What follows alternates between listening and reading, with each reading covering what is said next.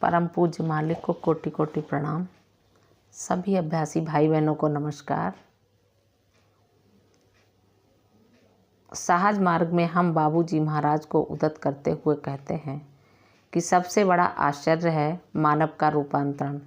लेकिन मैं विश्वास के साथ कह सकता हूँ कि मेरे अलावा बहुत से अन्य अभ्यासियों ने भी यह अनुभव किया होगा कि मालिक के मार्गदर्शन में सामान्य रूप से सहज मार्ग के अनुरूप जीवन व्यतीत करते हुए हमारे इर्द गिर्द मानव के रूपांतरण के अलावा भी अनेकों आश्चर्यजनक चीज़ें घटित होती हैं, जो कुछ तो हमारी हिफाजत के लिए, कुछ हमें सुधारने के लिए तथा कुछ हमारा मार्गदर्शन करने के लिए होती हैं। ये बुधवार का दिन था। हमेशा की तरह अकेला प्रशिक्षक होने के नाते मैंने शहर में बस स्टैंड के निकट रत्नम चेटियार के निवास पर सिटिंग दी। सिटिंग के पश्चात अक्सर कुछ देर के लिए नए अभ्यासियों में बातचीत चलती रहती थी। भीड़ में विघ्न डालते हुए मैंने घर जाने की तैयारी कर ली थी। मैं बाहर आया तथा अपने वाहन की ओर जाने लगा। तभी एक अभ्यासी भाई मेरे निकट आए तथा अभिवादन करने के बाद सहजता से बोले, आपको हमारे घर चलना पड़ेगा। मैंने कहा, हाँ हाँ, क्यों नहीं, मैं किसी दिन आपके यहाँ अवश्य आऊँगा। वह बोले, नहीं, आपको अभी चलना पड़ेगा। मैंने उनसे कहा कि पहले ही रात हो चुकी है तथा हमने अभी अभी सत्संग समाप्त किया है। उसने पुनः विनती की, श्रीमान कृपया चलिए। मैंने कुछ व्यक्तियों को अपने घर पर भोजन के लिए आमंत्रित किया है और वे सभी आपका इंतज़ार कर रहे हैं। उसके निवेदन में एक प्रकार की हताशा का भाव झलक रहा था, जिसने मुझे उसके घर चलने के लिए प्रेरित किया। रास्ते में उसने मुझे यह जानकारी देनी शुरू की कि मैं अचानक वह इस तरह से मुझे अपने घर ले जाना चाहते हैं। उसने बताया कि उसके परिवार में वह अपने माता पिता का इकलौता पुत्र है। उसकी 3 बहनें थीं तथा सबका विवाह हो चुका था। उसकी एक सबसे छोटी बहन भी है जो विवाहित है तथा उसका एक शिशु भी है जिसकी उम्र 1 वर्ष की है। वह इस समय घर पर मौजूद है। वह चाहता था कि मैं उसकी इस बहन से मुलाकात करूं तथा उससे चर्चा करूं। वह 23 वर्ष की किशोरी थी जिसका एक छोटा बच्चा था। वह कैंसर की मरीज थी तथा डॉक्टरों के अनुसार वह अपने दिन पूरे कर चुकी थी। सारा परिवार बहुत दुखी था। जब हम उसके घर पहुंचे तो वहां पर हमने बहुत से व्यक्तियों को पाया जो उसके मित्र तथा परिवार के सदस्य थे।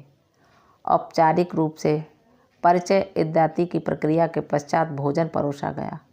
भोजन के पश्चात मुझे एक कक्ष में ले जाकर उस किशोरी से जो कैंसर की मरीज थी उससे मेरा परिचय कराया गया। सबसे पहली चीज़ जो उस किशोरी ने मुझे बताई वह थी कि बीमारी से ज़्यादा परिवार के सदस्यों तथा अन्य व्यक्तियों का दुख तथा संवेदना उसे प्रभावित कर रही थी। उसने कहा, मैं इसे सहन नहीं कर पा रही हूँ। सने सने हमने बातचीत शुरू कर दी। मैं उसकी बात को समझ पा रहा हूँ। वह ऐसा महसूस कर रही थी।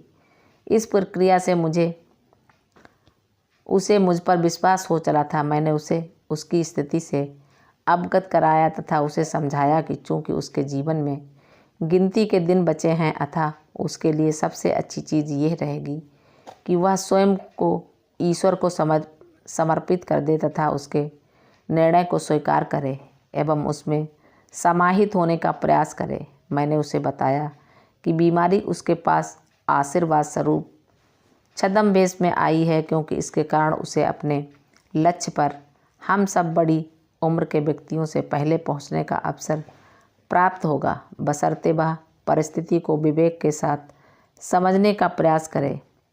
मुझे महसूस हो रहा था कि चीज़ों को समझने से ज़्यादा मेरे समझाने के तरीके पर उस पर ज़्यादा प्रभाव पड़ रहा था। मुझे सारा समय मालिक की उपस्थिति का एहसास हो रहा था तथा मैं विश्वस्त व निश्चिंत महसूस कर रहा था। इसी प्रकार से वह मेरी बात को समझ पा रही थी। उसने कहा, आप जो भी कह रहे हैं उसे आजमाने के लिए मैं तैयार हूँ, लेकिन मुझे करना क्या है? मुझे कौन मार्गदर्शन देगा? इसी समय मैंने उसे मालिक तथा पद्धति के विषय में जानकारी देना शुरू कर दिया। वह शीघ्र ही सिटिंग लेने के लिए तैयार हो गई। जब मैंने उससे विदा ली उस समय रात के 11:30 हो चुके थे जब मैं उसके घर से बाहर आकर अपने घर की ओर जा रहा था।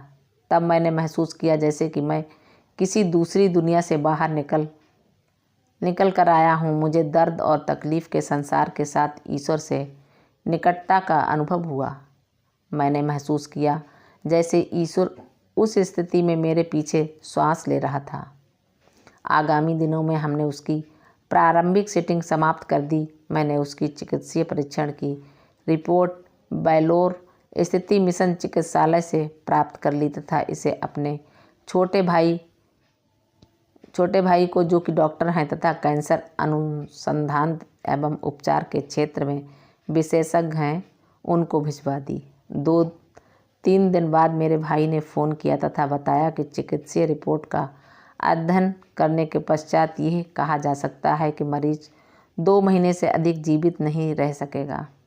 ऐसी परिस्थिति में जो उपचार संभावित रूप से किया जा सकता था वह केवल अमेरिका में ही किया जाना संभव था तथा उसकी सफलता की दर 5% से कम थी। इसी बीच वह अपना सहज मार्ग का अभ्यास जारी रखे हुए थी। इसी तरह माह पर माह गुजरते जा रहे थे।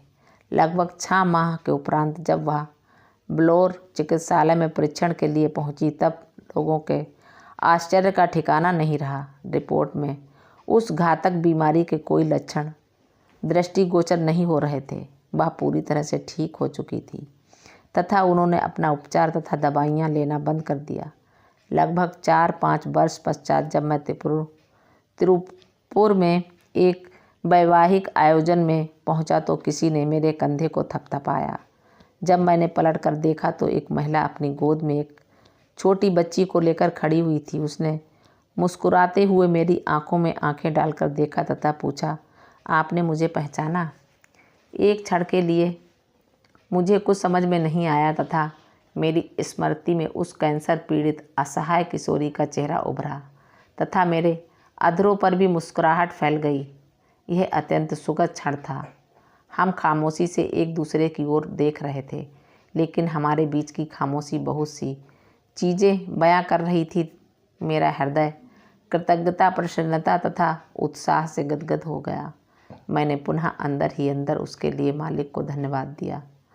तभी उसने खामोशी तोड़ते हुए कहा, यह मेरी दूसरी संतान है। कुछ ही देर में वह मुझे उनके स्मरण में छोड़कर ओझल हो गई। अधिक से अधिक सत्संग तथा व्यक्तिगत सिटिंग एवं चर्चाओं के दौर के साथ दिन व्यतीत हो रहे थे। हम सब उनकी कृपा से विकास के मार्ग पर अग्रसर हो रहे थे। एक दिन एक अभ्यासी भाई सत्संग के बाद अपने एक मित्र को लेकर मेरे पास आए तथा बोले कि वह प्रारंभिक सिटिंग लेना चाहते हैं। जब मैंने उनसे बातचीत शुरू की तो ज्ञात हुआ कि वह किसी बड़ी समस्या से जूझ रहे थे। उन्हें ब्रेन ट्यूमर था तथा उन्हें कैंसर से पीड़ित महिला के बारे में जानकारी मिली थी।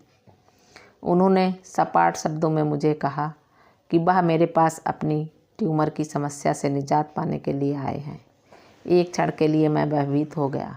मुझे लगा कि इस तरह से अधिक व्यक्ति मेरे पास आ सकते हैं तथा स्पष्ट रूप से कहूँ कि मुझे इसकी बिल्कुल भी जानकारी नहीं थी कि मुझे उनके साथ कैसे पेश आना चाहिए तथा ये सारी चीज़ें घटित कैसे होती हैं। मुझे तो यह भी यकीन नहीं था कि इस तरह के चमत्कारों की पुनरावृत्ति भी होगी या नहीं। मैं तो इन घटनाओं का एक प्रकार से केवल साक्षी मात्र था। मैंने एक क्षण के लिए मालिक का स्मरण किया तथा उससे बातचीत करना प्रारंभ कर दिया। मैंने उससे कहा, भाई, ये जगह बीमारियों के उपचार के लिए नहीं है। इसके लिए आपको डॉक्टर के पास जाना पड़ेगा। यदि आप आध्यात्मिक उन्नति के लिए इच्छुक हो तो हमसे सिटिंग प्राप्त कर सकते हैं। मैं आपको उसकी पूरी जानकारी दूंगा। आपके अभ्यास के दौरान हो सकता है आप बीमारी से मुक्त हो जाएं तथा हो सकता है कि ना भी हों। ये सब आपके संस्कारों तथा मालिक की कृपा पर निर्भर करता है। तत्पश्चात मैंने उन्हें मालिक मिशन तथा पद्धति के बारे में जानकारी दी। उसने मेरी बात को ध्यानपूर्वक सुना तथा अंत में जब मैंने उससे पूछा कि क्या वह प्रारंभिक सिटिंग के लिए तैयार है, तब उन्होंने स्वीकारोक्त में अपना सिर हिलाया। मैंने उन्हें बताना प्रारंभ किया तथा कहा कि जब मैं कहूँ कृपया शुरू कीजिए तब आप अपनी आंखें बंद कीजिए। तथा अचानक उन्होंने मेरा हाथ पकड़ा और बोले, मैं अपनी आंखें बंद नहीं कर सकता। जिस क्षण मैं आंखें बंद करता हूँ मैं अत्यधिक भयभीत हो जाता हूँ। मेरे डर का कारण मेरी बीमारी है। मैं प्रत्येक चीज़ से भयभीत रहता हूँ। वह दीपावली के उत्सव का समय था। वह बोला, यहाँ तक कि पटाखों की आवाज़ से भी मैं कांप जाता हूँ। मैं इसे सहन नहीं कर पाता। मैं अपने घर के सबसे अंदर वाले कक्ष में स्वयं को बंद कर लेता हूँ, लेकिन यदि थोड़ी सी भी आवाज़ आती है तो मैं थर्रा जा उठता हूँ। मैं लोगों से, व्यवसाय से, अपने जीवन से तथा सभी अन्य चीज़ों से भयभीत रहता हूँ। श्रीमान, कृपया मैं अपनी आंखें बंद नहीं कर सकता। एक क्षण के लिए तो मेरे स्वयं के पास कोई शब्द नहीं थे, क्योंकि मैं इस विचित्र से निवेदन को लेकर सकते में था। तत्पश्चात मैंने ठहरे हुए शब्दों में तथा दृढ़तापूर्वक उससे कहा, बगैर आंखें बंद किए आप ध्यान नहीं कर सकते। कम से कम प्रारंभ करने के लिए ही सही आपको आंखें तो बंद करनी ही पड़ेंगी। यह निर्देश हमारे गुरुजी द्वारा दिए गए हैं। अतः यदि आप अपनी आंखें बंद करके एक प्रयास करने के लिए तैयार हैं तो हम ध्यान प्रारंभ करा सकते हैं, अन्यथा मैं विवश हूँ। एक क्षण के लिए उसने भय तथा आशंका युक्त अपनी विनीत नज़रों से मेरी ओर देखा तथा धीमे से सिर हिलाकर हामी भर दी। मैंने प्रारंभिक निर्देश देने के पश्चात सिटिंग शुरू कर दी। सिटिंग लगभग 40 मिनट चली। जब मैंने कहा बस कीजिए, तभी वह आंखें बंद किए हुए बैठे रहे। 2-3 बार दोहराने के पश्चात मैंने उनकी जांघ को थपथपाया। उन्होंने झटके से अपनी आंखें खोलीं तथा मुझसे पूछा, मुझे अपनी आंखें बंद करके बैठे हुए कितना समय बीत गया है? मैंने कहा लगभग 40 मिनट। मुझे लगा कि उन्हें मेरी बात पर विश्वास ही नहीं हो रहा हो। वह फिर बोले, 2 वर्ष से अधिक का समय व्यतीत हो गया है। मैं इस तरह अपनी आंखों को बंद नहीं कर पाया हूँ तथा डॉक्टर इसके लिए कुछ भी नहीं कर पा रहे थे। मैं अनिद्रा तथा भय के कारण स्वयं को विक्षिप्त सा महसूस करने लगा था। यहाँ तक कि मुझे अभी भी इस पर विश्वास नहीं हो रहा है।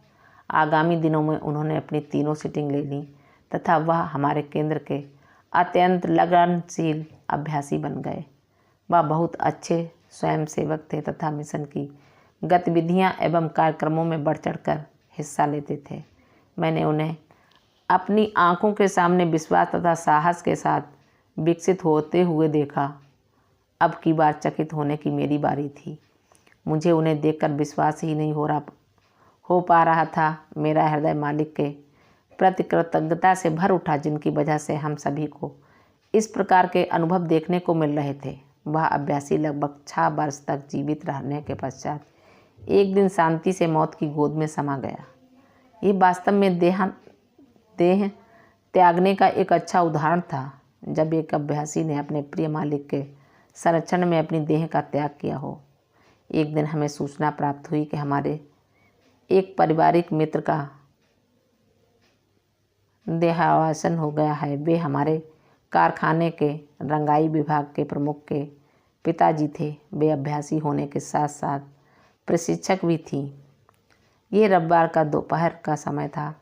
मैं व मेरी पत्नी बच्चों को घर छोड़कर कोयम्बटूर के लिए रवाना हुए। हमारी योजना थी कि हम शाम ढलने से पूर्व घर लौट आएंगे। मेरे भाई के बच्चे भी वहीं पर थे तथा रविवार का दिन होने के कारण वे सब किसी खेल में व्यस्त थे।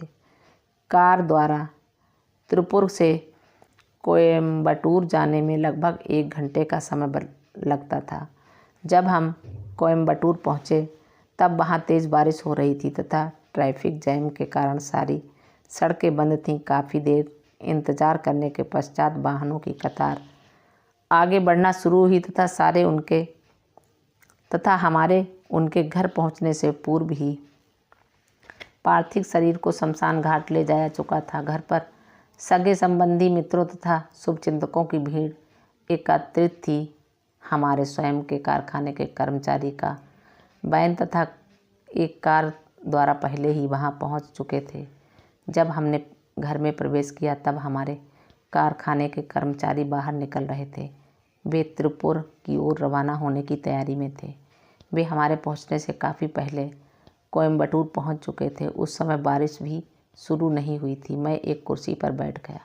मुझे कॉफ़ी परोसी गई। जैसे ही मैंने कॉफ़ी का कप अपने हाथ में लिया, मुझे कुछ अजीब सा महसूस हुआ। मैं तुरंत खड़ा हुआ तथा कॉफ़ी का कप हाथ में लेकर घर के बाहर खड़े वाहन के पास आया, जो रोड पर बाहर की तरफ थोड़ी दूरी पर खड़ा था। हमारे कारखाने के कर्मचारी अपने वाहनों में रवाना होने वाले थे। मैंने उन्हें रोका तथा उनसे कहा कि तिरुपुर पहुंचते ही वे मेरे घर जाकर ये सुनिश्चित कर लें कि सारी चीज़ें सुरक्षित हैं, विशेषकर बच्चे।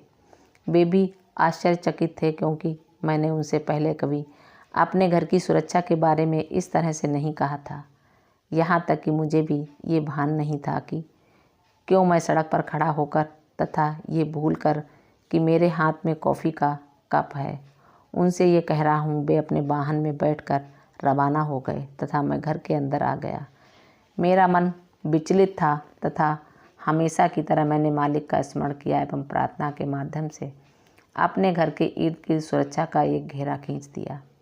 शोक संताप परिवार के साथ कुछ समय व्यतीत करने तथा उन्हें सांत्वना देने के पश्चात हम वापस तिरुपुर की ओर रवाना हुए तथा जब हम तिरुपुर पहुँचे उसे समय शाम के 7:30 बज रहे थे। हमें ऐसा आभास हुआ कि घर में अजीब सी खामोशी है। बच्चे अजीब से गुमसुम नज़र आ रहे थे। थोड़ी देर पश्चात उन्होंने शाम की घटी हुई घटना के बारे में हमें सने सने जानकारी देना शुरू किया। सभी बच्चे छिपा छिपी का खेल खेल रहे थे। एक मौके पर मेरे 8 वर्ष के पुत्र ने दूसरे बच्चों को, जो घर की चारदीवारी में छुपे हुए थे, उन्हें पकड़ना था। वह चारदीवारी के एक नुक्कड़ पर मुड़ेर पर बैठा हुआ था, जो उसके लिए सुविधाजनक जगह थी। वहाँ से वह सामने के गलियारे तथा हमारे घर की बगल में केवल जहाँ से बच्चे अपने छिपे हुए थे स्थान से बाहर निकल कर आ सकते थे, उन पर नज़र रख सकता था। मुड़ेर जिस पर वह बैठा हुआ था, उसके पीछे हमारा कुआं था, जो मैन हॉल को ढकने वाली ढलवा सीमेंट की शिला से ढका हुआ था, जिसे कुआं की मोटर को सुधारने के लिए वहां रखा गया हुआ था। मेरा पुत्र मेरे मुड़ेर पर बैठकर गलियारे पर नज़र रखे हुए था। मेरे भाई के छोटे पुत्र ने उसे गलियारे के आखिर में घर के पिछवाड़े वाले नुक्कड़ से इस तरह बैठे हुए देखा। उसने खामोशी से अपनी नज़रें मेरे पुत्र पर रखते हुए दौड़ना शुरू किया। वह पीछे की ओर से कुएं पर रखी शिला से दौड़ कर पकड़ कर चौंकाना चाहता था। उत्तेजना बस तथा चूंकि वह पीठ पर टकटकी लगाए हुए था, उसने इस पर ध्यान नहीं दिया कि मरम्मत के कार्य के लिए मेन हॉल की शिला अलग करके रखी हुई थी तथा उसके हटने के कारण कुएं की शिला में एक सुराख नुमा दरार पड़ गई थी।